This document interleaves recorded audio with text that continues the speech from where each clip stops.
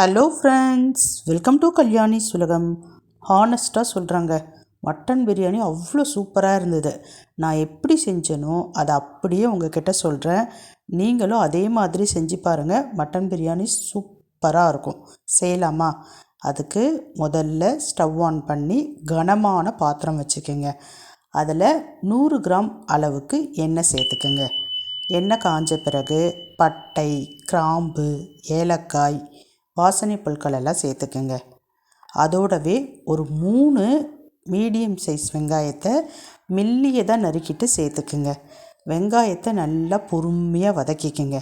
வெங்காயம் வதங்கின பிறகு 2 ஸ்பூன் அளவுக்கு ஃப்ரெஷ்ஷாக அரைச்ச இஞ்சி பூண்டு பேஸ்ட்டு சேர்த்துக்குங்க. இஞ்சி பூண்டையும் நல்லா வதக்கிக்குங்க. கொஞ்சம் டைம் எடுக்க தான் செய்யும். பொறுமையாக செஞ்சிங்கன்னா இந்த மட்டன் பிரியாணி அவ்வளோ சூப்பராக இருக்கும். இப்போ இது கூட கைப்பிடி அளவுக்கு புதினா தழை சேர்த்துக்குங்க. கூடவே மல்லித்தழையும் சேர்த்துக்குங்க. இது கூடவே 3 மீடியம் சைஸ் தக்காளி, பழுத்த தக்காளியாக பார்த்து நறுக்கிட்டு சேர்த்துக்குங்க. 4 பச்சை மிளகாய் சேர்த்துக்குங்க. இப்போ இந்த பிரியாணிக்கு தேவையான உப்பில் பாதி உப்பு மட்டும் இப்போ சேர்த்துக்குங்க.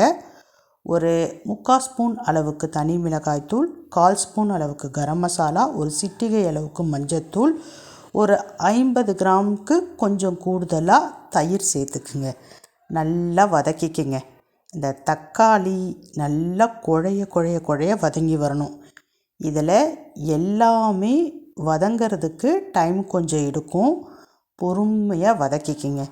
இப்போ வெங்காயம், தக்காளி எல்லாமே குழஞ்சி வதங்கி வந்திருக்கு. எண்ணெயும் பிரிஞ்சு வந்திருக்கு பாருங்கள். இப்போ க்ளீன் பண்ண மட்டன் 1/2 கிலோ அளவுக்கு சேர்த்துக்கலாம். நான் 1/2 கிலோ மட்டன், 1/2 கிலோ பாசுமதி அரிசி சேர்த்து தான் இந்த பிரியாணியை செஞ்சேன். உங்களுக்கு அதிகமாக வேணும்னா இந்த அளவுகளில் அதிகமாக சேர்த்துக்குங்க. இல்லை இதை விட கம்மியாக செய்கிறீங்கன்னா அதை விட பொருட்களை குறைச்சி சேர்த்து செஞ்சு பாருங்கள். சூப்பராக இருக்கும். மட்டன் சேர்த்த பிறகு ஒரு 5 நிமிஷத்துக்கு பொறுமையாக நல்லா வதக்கிக்கிங்க. நல்லா வதங்கின பிறகு அரிசி, பாசுமதி அரிசியை 1/2 கிலோ அளவுக்கு எடுக்கிறேன். நான் ஒரு கிண்ணத்தில் ஃபஸ்ட்டு மெஷர் பண்ணிக்கினேன். அந்த கிண்ணத்தில் 1/2 பங்கு அளவுக்கு தண்ணி சேர்த்துக்கிட்டேன். எக்ஸ்ட்ராவாக ஒரு 100 கிராம் அளவுக்கு தண்ணி சேர்த்துக்கிறேன்.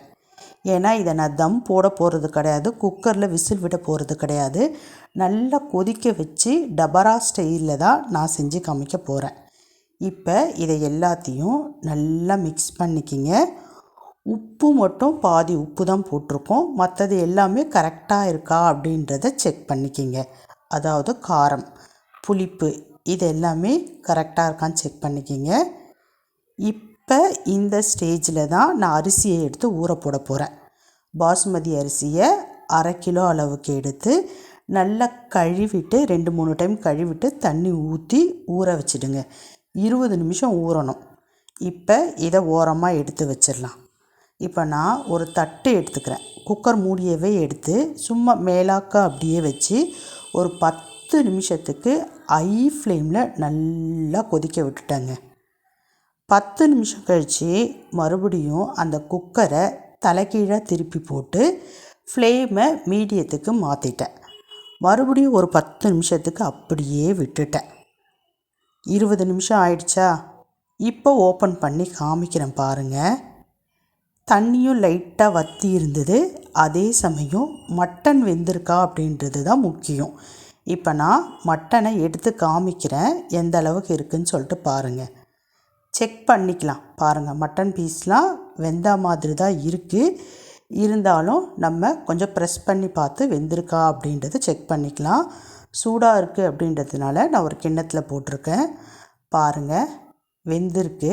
ப்ரெஸ் பண்ணுறப்பவே நல்லா பார்த்திங்கன்னா பீஸ் பஞ்சாக இருக்குது பாருங்கள். நல்லா வெந்திருக்கு. இப்போ நம்ம அரிசியை ஏற்கனவே கழுவி ஊற வச்சுருக்கோம் ஒரு 20 நிமிஷம். அதாவது இந்த மட்டன் வேகிறதுக்கு கரெக்டாக 20 நிமிஷம் ஆச்சு. அந்த 20 நிமிஷம் நம்ம அரிசியை ஊற வச்சுருக்கோம். இப்போ தண்ணி இல்லாமல் ஃபில்ட்ரு பண்ணிக்கணும். துளி அளவு கூட தண்ணியே இல்லாத அளவுக்கு நான் ஃபில்ட்ரு பண்ணி அரிசியை சேர்த்துக்கிட்டேன். அரிசி சேர்த்த பிறகு மறுபடியும் உப்பு சேர்த்துக்கிறேன். ஏன்னா ஃபஸ்ட்டு பாதி அளவு தான் உப்பு சேர்த்துருந்தேன். இப்போ மீதி உப்பு சேர்த்துட்டு ஜலிக்கரண்டியை சென்டரில் வச்சு லைட்டாக ஷேக் பண்ணிக்கிறேன். இப்படி ஷேக் பண்ணுறப்ப அரிசி ஃபுல்லாக ஈவனாக எல்லா இடத்துலையும் ஸ்ப்ரெட் ஆகிடும். பாருங்கள், இப்போ அரிசி போட்டதுக்கப்புறம் தண்ணியை நோட் பண்ணிக்கிங்க. தண்ணி கரெக்டாக வச்சாதான் உங்களுக்கு அரிசி கரெக்டான பக்குவத்துக்கு வெந்து வரும். இப்போ மீடியம் ஃப்ளேமுக்கு வச்சு தாங்க, இதுக்கப்புறமேட்டு மீடியம் ஃப்ளேம்லேயே தான் இருக்கணும் ஸ்டவ்வு. மீடியம் ஃப்ளேமில் வச்சு நம்ம அரிசியை வேக விட போகிறோம். பக்கத்துலேயே இருந்துக்குங்க. நடுவில் ஜென்டிலாக கலரி விட்டுக்குங்க. அந்த தண்ணி வத்துற வரைக்கும் நம்ம பக்கத்துலேயே இருந்து பார்த்துக்க போகிறோம். அரிசி வேக வேக ஆட்டோமேட்டிக்காக தண்ணி இழுத்துக்கும். இப்போ உங்களுக்கு பார்க்குறப்பவே வித்தியாசம் தெரியும். அரிசி பார்த்திங்கன்னா அதனுடைய நீளம் அதிகரிச்சிருக்கு. தண்ணியினுடைய அளவும் கொஞ்சம் கொஞ்சமாக கம்மியாயிட்டே வருது. இப்போ பாருங்கள், தண்ணியினுடைய அளவு கிட்டத்தட்ட 80 பங்கு சுத்தமாக இல்லை, அரிசி மட்டும்தான் இருக்குது. இந்த ஸ்டேஜில் அரிசியை ஃபுல்லாக மட்டம் தட்டிடலாம். அதாவது ஈவனாக எல்லா இடத்துலையும் தட்டி விட்டுக்கலாம். இப்போ மேலாக்க ஒரு 2 ஸ்பூன் அளவுக்கு நான் நெய் சேர்த்துக்கிறேன். ஒருவேளை உங்களுக்கு நெய் விருப்பம் இல்லைன்னா ஸ்கிப் பண்ணிடலாம். நெய் சேர்க்கணும் அப்படின்ற அவசியம் இல்லை. நெய் சேர்த்தாச்சு. இப்போ நம்ம குக்கர் மூடி, நம்ம கேஸ்கட்லாம் போட்டு பர்ஃபெக்டாக போடுவோம் இல்லைங்களா, அந்த மாதிரி குக்கர் மூடி போட்டு விசிலையும் போட்டு ஸ்டவ்வை ஃபுல் சிம்முக்கு மாற்றிடுறோம். ஒரு 10 நிமிஷம் பார்த்து இருந்துட்டு ஆஃப் பண்ணிடணும். இப்போ நான் கீழே இறக்கி வச்சுட்டேன்.